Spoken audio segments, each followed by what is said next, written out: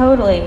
I felt relieved because although the original is so beautiful and it's done really well, and of course the music and all of it is beautiful, I don't want, especially on a grander scale like this, and where possibly a wider audience that may not have access to the Broadway show, seeing it for the first time, I wanted it to be a healthy representation of, and just a different perspective of not all disabled people, their greatest desire isn't to be healed or to be fixed. Not all of us. It can be true for some of us, but that's not all of our story. And I think that's a lot of the time already something that's assumed by non-disabled people.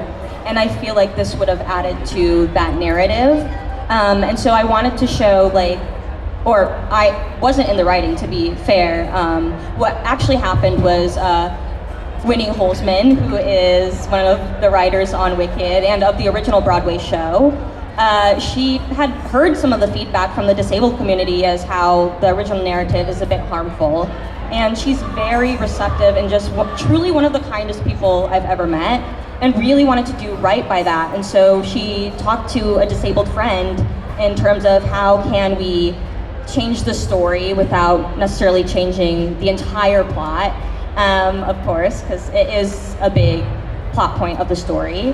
And they came up with her greatest desire is just wanting to feel seen and to feel love for the first time, which I also think is a more universal feeling.